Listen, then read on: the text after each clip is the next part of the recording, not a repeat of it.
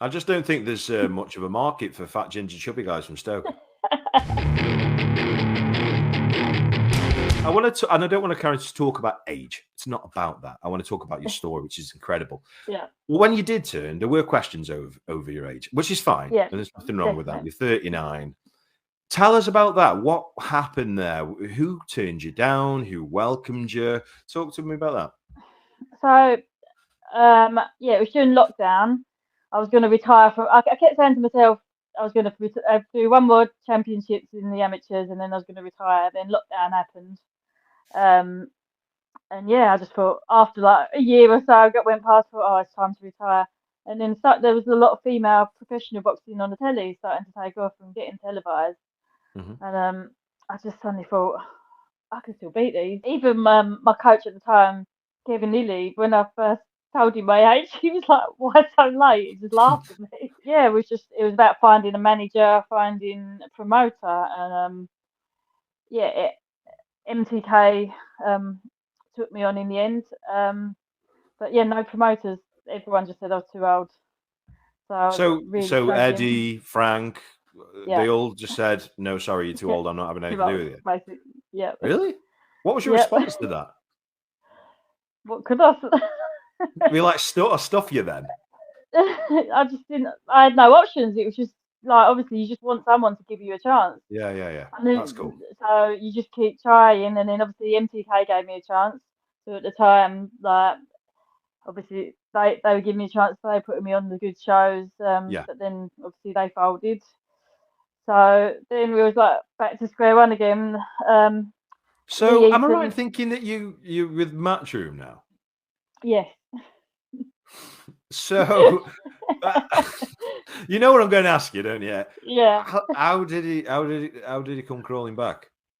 Well, they gave me the opportunity to fight for the world title, so it was all Right. part of that deal.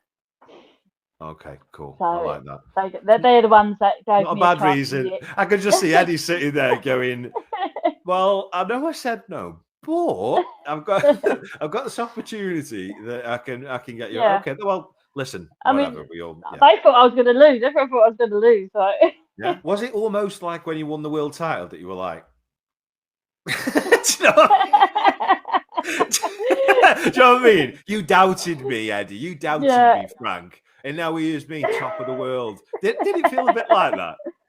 it was a good feeling. I'm Yeah. not going to lie. Especially like literally, I shouldn't have been looking, but I was looking at social media the night before my fight, and I was looking at all these polls, and they had like 96% of people for her thought she was going to win, and only 4% of people giving me a chance.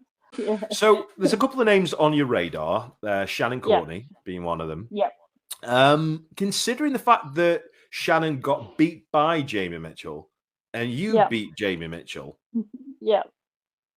I mean, I know styles make fights. I get that. But are you confident? Are you confident in the win against Shannon Courtenay? Yeah, definitely. I'm confident in myself. I'm confident in my ability, and I'm confident in who I think I can beat. So yeah, I definitely confident that I'm going to beat I could tell you're confident there. So Shannon's been on this. I've been on TV a lot. From what I her. see, she's been on that soldier thing, and she seems that and she's nothing wrong with it. She's been a world champion, but it seems like she might be enjoying the outside sport of boxing Yeah. quite a lot. Does that give you confidence that maybe she's enjoying the celebrity life potentially more than what she should be at this No, stage? I don't look too much into that. I just concentrate on her as an opponent. With what she does out the ring doesn't really make much difference. I've just got to prepare for the best Shannon Courtenay that can come. So, like Jamie Mitchell, we literally trained for everything and prepared for anything she could bring. Like we didn't know if she's going to box on the back foot or the front foot. We trained and prepared for everything, and we'll do the same for Shannon. I like it. Also on the radar is Ebanie Bridges. Yeah, And now this is a real question. I was almost tentative to ask you this question, but I think it's needed really from someone as a peer and a equal world champion. So she likes the lingerie at weigh-ins. She's on OnlyFans, with porn stars yeah. and all this mad stuff. And if anything, sexualizing the sport of, Yeah. of female boxing. Are you for that? Against that? Do you like it? I mean, I mean, it's not for me, but it's each to their own, really. I'm not nothing against her for doing it. She's made a load of money from doing it, and she's got to where she has from doing it. So you can't knock her. Like, she's created her own opportunities, and she's made a lot of money from it. So yeah, it's not for me, but yeah, each to their own. I mean, I've been considering it myself. I just don't think there's much of a market for fat, ginger, chubby guys from Stoke. I might be able to get myself 50p. So going kind of Ebanie, was talking about Ebanie Bridges and stuff. That's a great fight. That's a really, really good fight. And because you both come forward fighters, that'd be an exciting fight. How would you feel a fight would go between you and Ebanie? I'm gonna win. You're not gonna say you're gonna lose.